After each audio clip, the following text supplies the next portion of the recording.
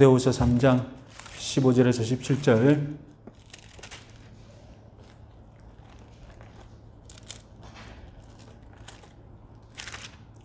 우리 같이 읽겠습니다.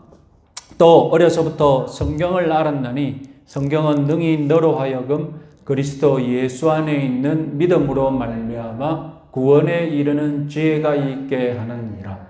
모든 성경은 하나님의 감동으로 된 것으로 교훈과 책망과 바르게 함과 의로 교육하기에 유익하니 이는 하나님의 사람으로 온전하게 하며 모든 선한 일을 행할 능력을 갖추게 하려 함이라. 아멘. 지난 시간에는 이 하나님의 계시가 문자를 옷 입고 기록되어서 책으로 성경으로 보존되었다고 말씀드렸습니다. 우리 기독교는 계시 종교, 하나님께서 열어 보여주시는 종교이기 때문에 이 계시가 기록되어 있는 성경, 당연히 이 성경이라는 책에 매여 살 수밖에 없습니다. 지난 시간에는 또 하나님의 계시가 이 성경이라는 책으로 기록되면서 성경에는 인간적인 요소가 있게 되었다는 것. 성경이 책인 이상 모든 고대 문헌들이 겪는 한계를 성경도 겪을 수밖에 없다고 말씀드렸습니다. 그래서 성경 원어 그리고 성경 번역에 대해서 말씀드렸죠. 그리고 고대와 중세에는 책이 너무 귀했기 때문에 하나님 우리에게 책으로 하나님 말씀을 주셨지만 책이 너무 귀한 그런 시대였기 때문에 사람은 책을 접근할 수가 없었죠. 그 바람에 무엇이 더 영향력이 있었습니까? 인간의 전통, 입에서 입으로 전해지는, 구전되어지는 인간의 전통이 기록된 계시보다 더 유용한 전달 수단이 되었고, 그래서 유대교에서는 토라, 기록된 율법이 있음에도 불구하고 무엇이 발전했습니까? 장로의 전통이 발전됐고, 고대 중세 때 우리 기독교 교회에서는 일반인들이 성경에 접근할 수 없으니까 교회에 가서 사제들이 가르치는 그 교회의 전통, 그게 다 맞는 줄 알고 다 믿는 거예요. 어디 가서 비교할 성경을 자기들이 가지고 있지 않으니까요. 그런데 무슨 일이 벌어졌습니까?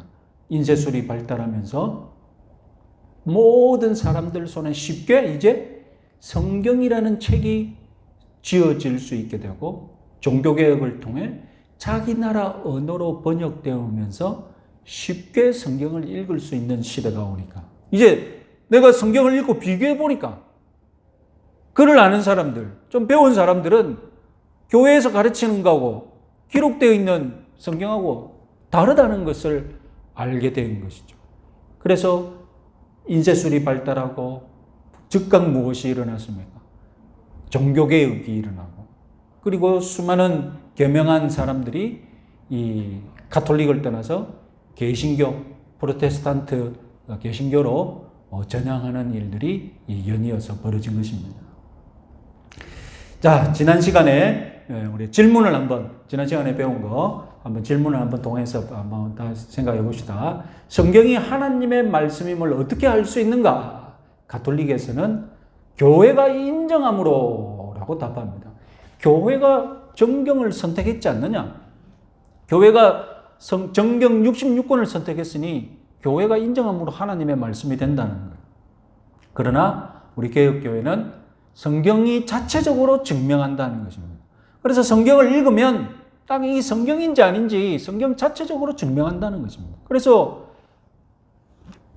외경 같은 거 읽으면 이거 좀 이상하다 벌써 본능적으로 느껴요. 다음 질문 한번 볼까요? 가톨릭은 교회와 성경이 서로 함께 사용될 수 있다. 같은 위치다. 같은 가치가 있다고 생각하는 거예요. 그러나 우리는 어떻게 답을 합니까? 교회는 하나님 말씀의 도구다. 그죠? 하나님이 사용하시는 도구가 교회인 것이지, 교회와 말씀이 어떻게 동급이 되냐는, 하나님과 동등한 것은 있을 수 없다. 이것이 하나님 중심의 생각을 가진 우리 개혁교회의 답입니다. 다음 질문 볼까요? 글을 못 읽는 사람은 믿음을 가질 수 없는가? 그러면 문자로 되어 있는데 문자로 하나님이 계시로 주셨다면 아니죠. 여러분, 하나님께서 믿음이 어디서 난다고 했습니까? 읽음에서 난다고 했습니까?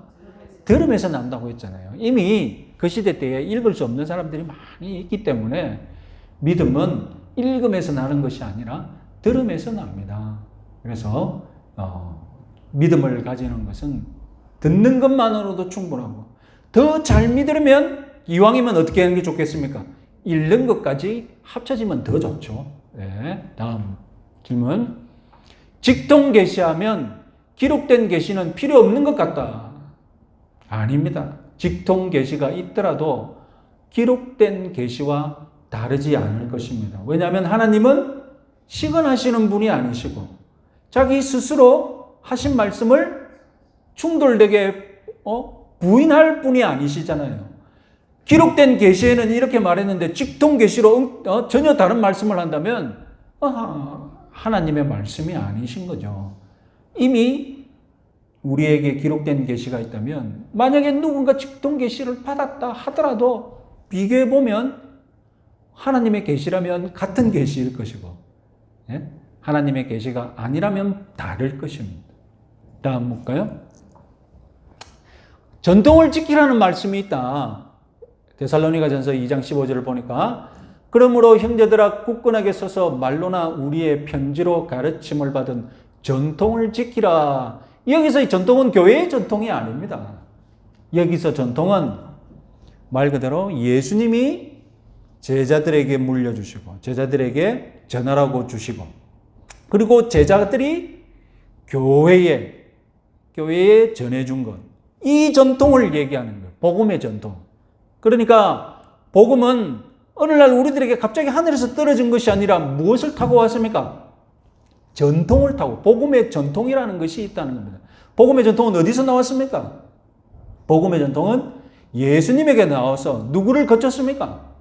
사도들, 제자들 거치고 그리고 초대교회를 거치고 초대교회에서 다시 거치고서 2000년이 지나서 오늘날 저와 여러분들에게 도달한 거죠. 때로는 글로, 때로는 말로 이렇게 전달되는 것이 복음의 전통이라는, 여기서 말하는 것은 그런 복음의 전통이지 교회의 전통이 아닙니다. 이걸 교회의 전통이라고 하는 것은 어불성설입니다. 말도 안 되는 이야기입니다. 그래서 성경에 나와 있는 전통은 다 무슨 전통이라고요? 복음의 전통. 신약 성경에서 말하는 전통이라는 단어가 나와 있으면 그건 다 복음의 전통입니다. 자, 디모데전서 3장 15절을 보니 이 집은 살아계신 하나님의 교회요 진리의 기둥과 터니라. 아니, 교회를 진리의 기둥과 터라고 하지 않느냐? 교회가 하나님의 말씀을 인정할 권한이 있다. 그러나 올바른 답은 교회는 진리를 보존하고 전파합니다. 그런 의미에서 교회는 진리의 기둥과 터이지 진리 자체를 판단하는 그런 능력은 있지 않습니다. 이미 교회도 복음의 전통 가운데 있잖아요.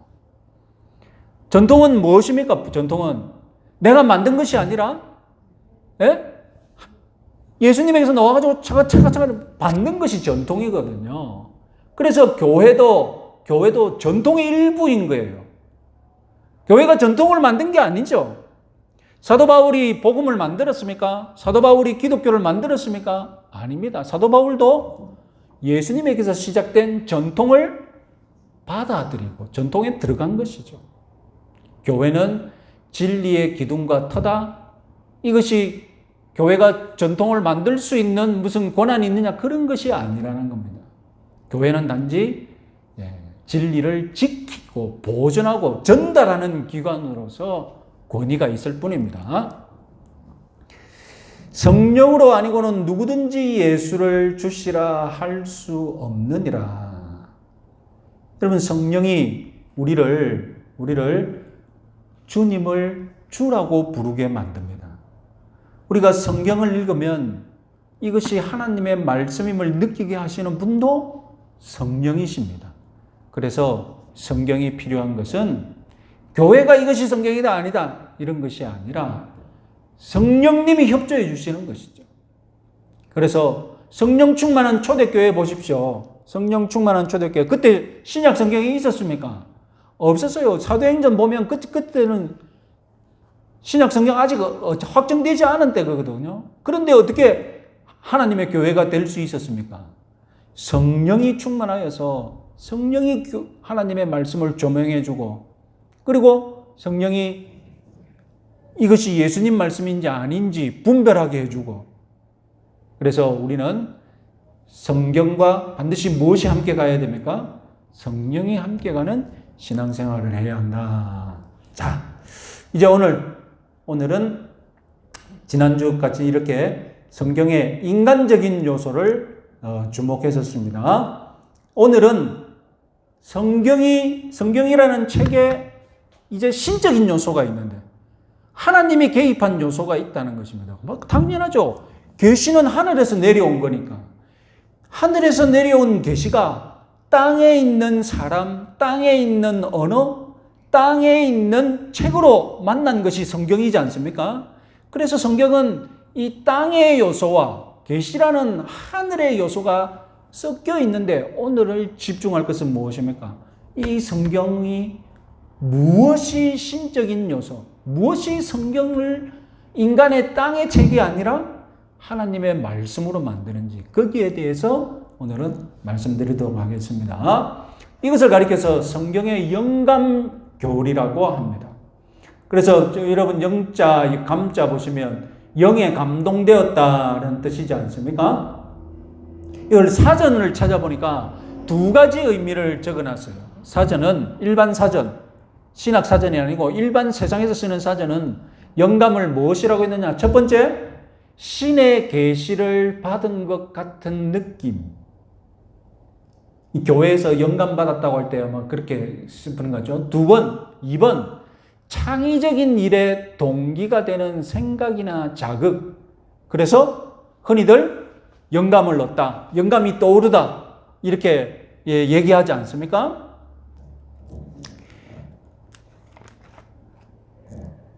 지금 우리가 논하는 영감은 1번에 가깝죠.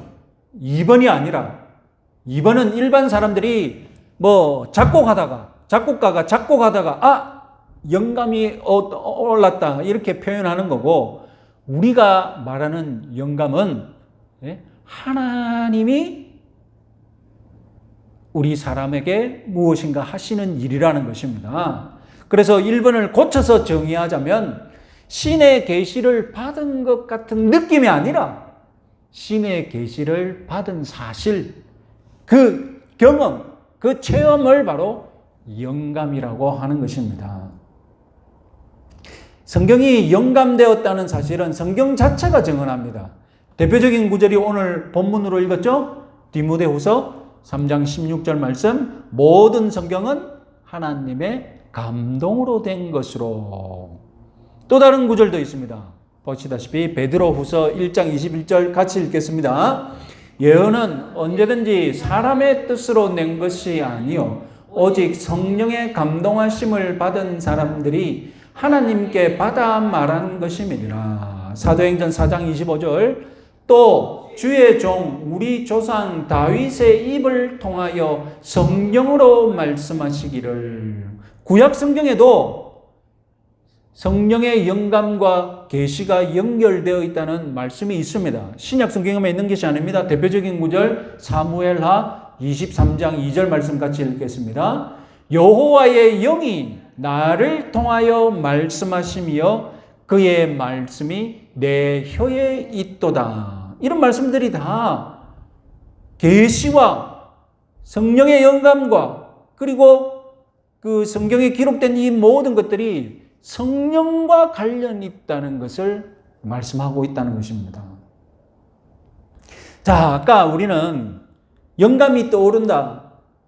이 개념 때문에, 이 익숙한 개념 때문에 성경적인 영감 교리를 제대로 이해하기 힘듭니다. 성령의 영감이라면 성경 쓰는 사람이 갑자기 쓸 것이 없다가 영감이 떠올랐어. 그래 막 쓰나? 그럼 그렇게 생각할 수 있겠죠? 그것이 아니라는 것입니다. 성경적인 영감을 그림 이미지로 이야기하자면 디모데후서 3장 16절 하나님의 감동으로 번역된 단어. 이 감동이라는 단어가 애매해요. 감동을 받았단 말인가? 그러면 또 무엇과 연결됩니까? 작곡가가 작곡하다가 막혔는데 갑자기 영감이 그거하고 또 똑같이 연결되는 거예요. 이걸 자꾸 이런 영감으로 우리가 해석하면 안 돼. 그런 그림으로 생각하면 안 된다니까요. 그러면 무엇이냐? 하나님의 감동으로 번역된 이 헬라어 테오프니우스토스라는 단어는 문자적으로 번역하면 하나님에 의해 숨이 불어넣어진이라는 뜻입니다. 그리고 라틴어 불가타 성경도 디비니투스 인스피라타라고 번역되어 있는데 여기서 영어 인스피레이션이라는 단어가 나왔고 이 인스피레이션을 우리는 영감이라고 번역을 합니다. 그래서 우리는 성경이 진짜 말하는 영감은 하나님께서 숨을 불어넣어 주시는 그림인데 우리는 영감이라는 단어 때문에 자꾸 무슨 그림을 생각합니까? 책상에 앞에 가지고 막 앉아서 두드리고 있는데 영감 이렇게 이 영감을 생각해서는 안 된다는 것입니다. 이 그림이 아닌 거예요. 진짜로 하나님이 이 영감을 통하여서 말씀하고 싶은 사실은 하나님이 우리 사람에게 무엇인가에게 숨을 불어 넣어주시는 거예요. 후 하고 숨을 불어 넣어주시는 그 숨이 뭡니까? 숨이 하나님의 영이신 거예요. 이것은 이미 여러분 하나님이 우리 땅의 존재에게 숨을 불어 넣어주신다는 사실이 어디에 이미 나와 있습니까? 창세기에 나와 있잖아요. 창세기 2장 7절 말씀 한번 읽어보겠습니다. 여호와 하나님이 땅에 흙으로 사람을 지으시고 생기를 그 코에 불어넣으시니 사람이 생명이 되느니라. 생물이 더 좋은 번역이라고 제가 말씀드린 적이 있습니다. 이 생기라고 번역된 것도 숨입니다. 숨이라고 번역해야 돼요. 그러니까 여러분 흙으로 만든 그것에 무슨 숨이 있습니까? 네? 흙으로 만든 존재에 목숨이 없잖아요, 지금. 그런데 하나님이 숨을 코에 불어넣으시니 이 목숨이 없는 존재가 무엇이 됐습니까? 목숨이 있는 존재가 된 거예요. 그래서 그는 아담이 생물이 된 거예요. 자, 마찬가지로 여러분 이 땅의 존재, 사람이 하나님의 계시를 받고 하나님의 뜻을 그 책에 적습니다. 글을 적습니다. 그때 하나님이 하나님의 계시를 적는 그 인간, 하나님의 계시를 받아서 그 인간을 그냥 내버려 두지 않으시고 어떻게 하시는 겁니까? 숨을 불어 넣어 주시는 거예요. 후 하고 숨을 불어 넣어 주셔서 하나님이 숨을 불어 넣으시는 순간 그 사람이 쓴 글은 사람의 글이 아니라 무엇이 되는 것입니까?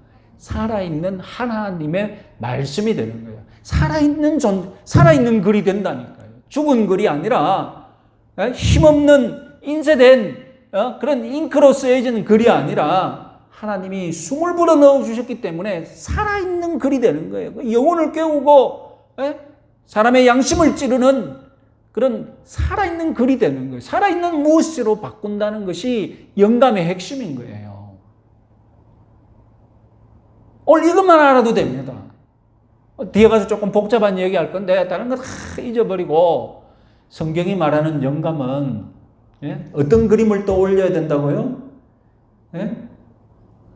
이 흙덩어리에 지나지 않는 아담을 하나님이 생기를 숨을 불어 넣어 주셔서 살아있는 존재로 만드셨듯이 하나님의 계시를 글로 쓰려는 그 성경 저자를 하나님이 내버려 두시지 않으시고 숨을 불어 넣어주셔서 그 글이 살아있는 글이 되게 하시는 거예요. 살아있는 하나님의 글이 되게 하는 그런 그림으로 우리가 영감을 이해해야 된다. 일반 사람들이 이해하는 영감, 머리 쥐어뜯고 왜 이래 영감이 안 떠올라? 영감! 이 그림은 절대로 성경이 말하는 영감이 아니다라는 것은 이것만 먼저 오늘만 기억하셔도 되겠습니다. 자, 그러면 이제 영감을 이렇게 이해를 하게 되면 사람들이 궁금해집니다. 영감이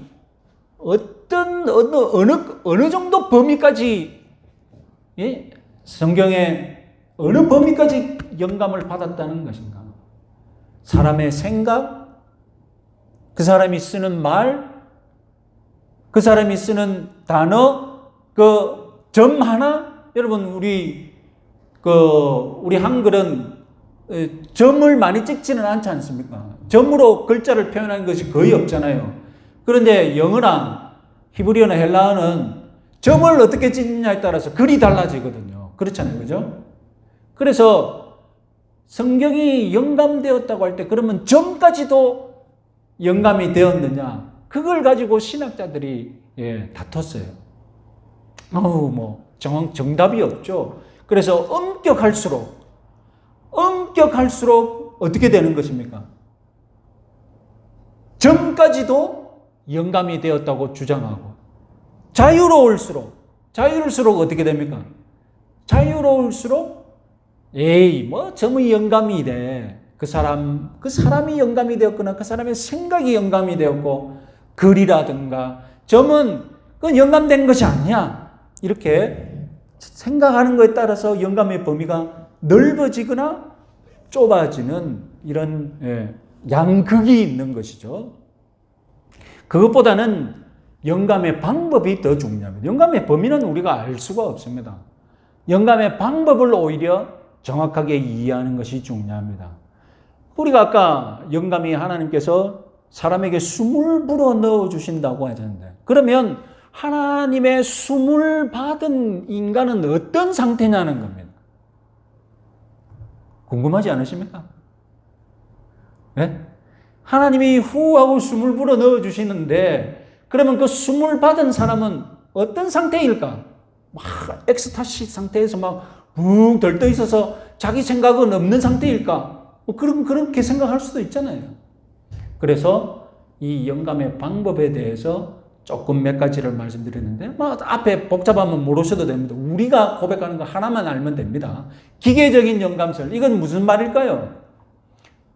하나님이 후하고 숨을 불어 넣는 순간 그 사람은 어떻게 된다고요? 기계가 되는 거예요.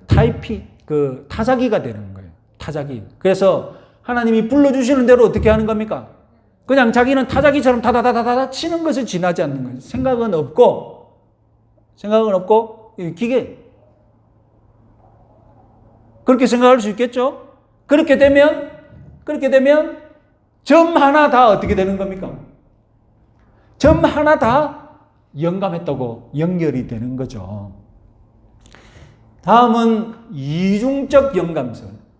이것은 전부가 영감이 된 것이 아니라 성경의 글자 중에 일부만 영감이 되었다. 부분 영감. 그러면 어느 부분이 영감이 되었느냐? 종교적이고 윤리적인 겉면만 영감이 되었고 나머지는 영감이 안 됐다는 거예요. 산상설교 영감이 되었겠습니까? 안 됐겠습니까? 영감이 되었죠. 그러나 산상설교 아닌 다른 본문은 보기에 우리가 언짢은 본문들이 있잖아요. 보면 이런 것까지 성경에 있어. 그런 본문들이 있거든요. 그런 본문은 영감이 된 게 아니다. 이렇게 생각하는 거죠.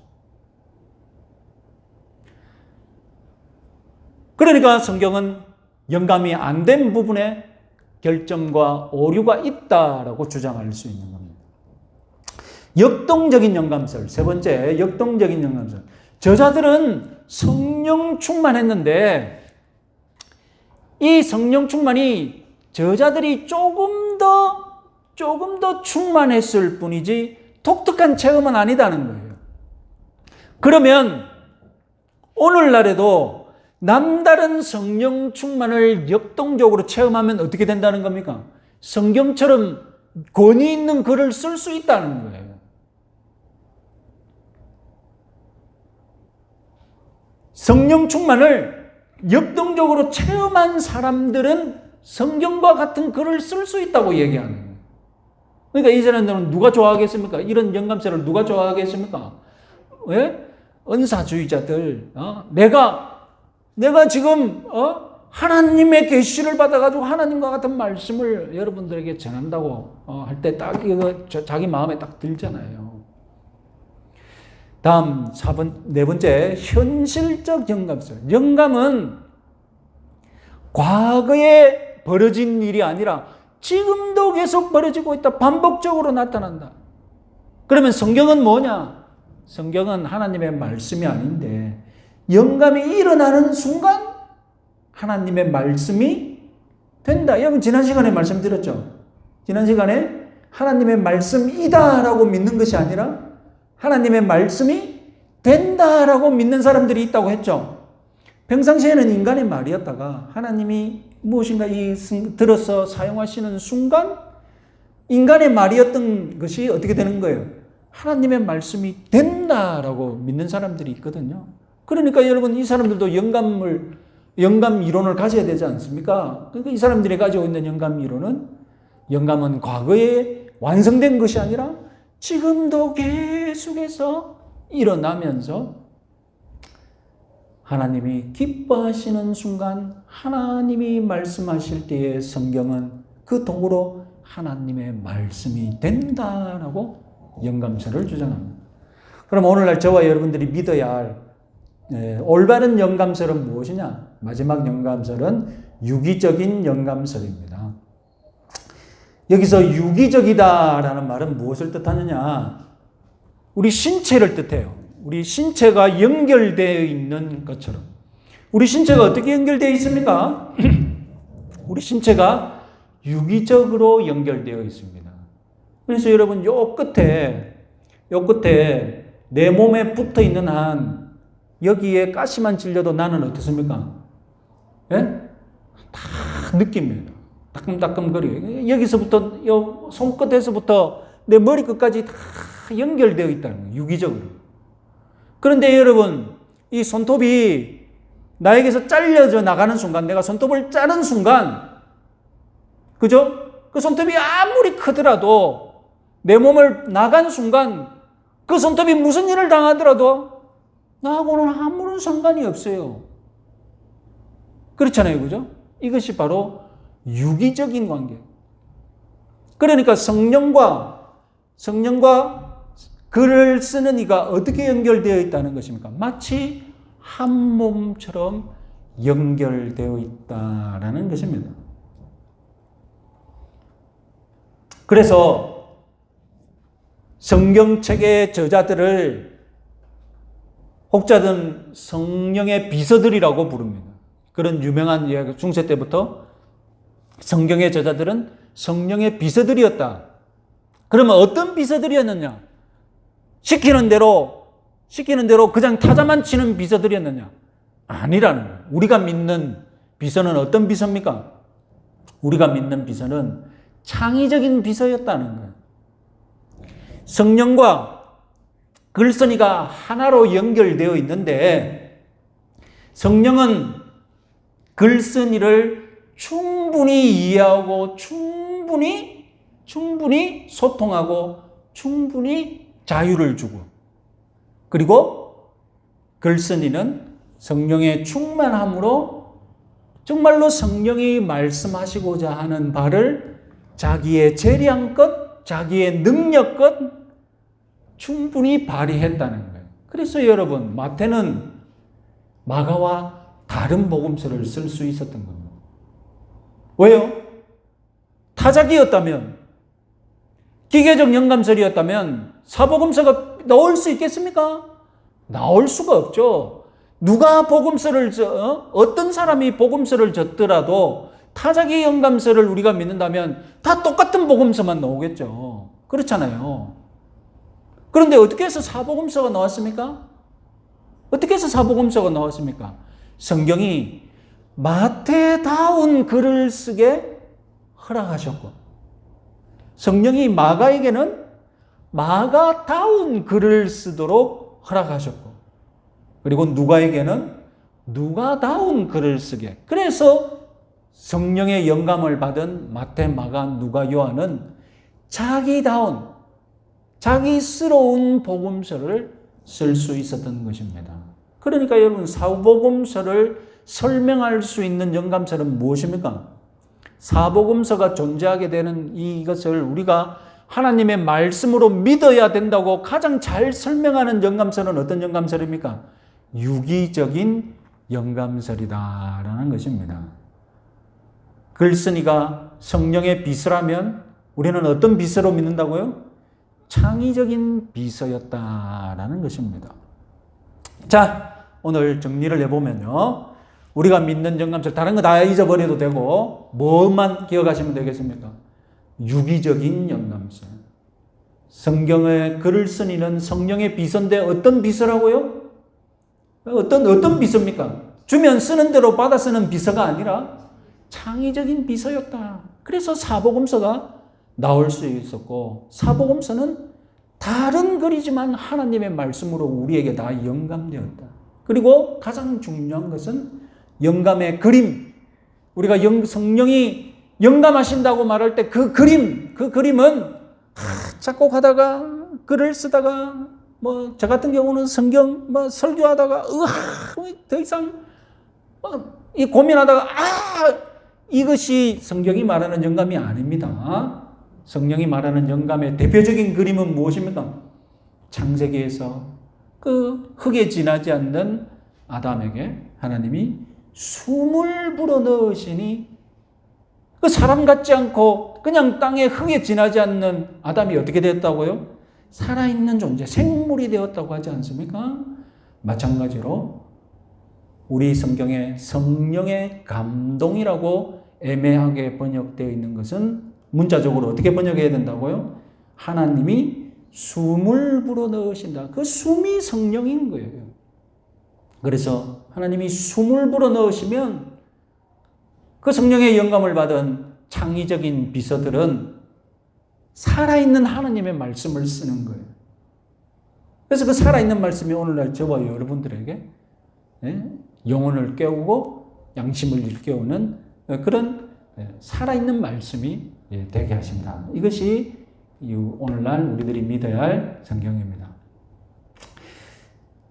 그러면 요한복음 14장 24절, 26절 이 한 가지만 딱 설명하고 마치겠습니다. 자, 요한복음 14장 26절 같이 한번 읽겠습니다. 보혜사 곧 아버지께서 내 이름으로 보내실 성령 그가 너희에게 모든 것을 가르치고 내가 너희에게 말한 모든 것을 생각나게 하리라. 자, 여러분 여기서도 성령의 영감에 대해서 많은 것을 배울 수 있는데요. 예수님이 지금 제자들을 불러 모으시고 지금 잡히시기 전날 밤에 걱정이 앞서는 거예요. 저 제자들 내가 가르친 거 다 기억이나 하고 있을까? 내가 가르친 거 다 기억이나 하고 있을까? 제자들도 걱정이 되는 거예요. 그런데 예수님이 성령을 언급하시면서 무엇이라고 말합니까? 보혜사 곧 아버지께서 내 이름으로 보내실 성령이 오시면 성령이 어떻게 하신다고요? 제자들에게 너희에게 모든 것을 가르치고 내가 너희에게 말한 모든 것을 어떻게 한다고요? 생각나게 한다는 거예요. 이게 성령의 감동을 받은 제자들의 상태인 거예요.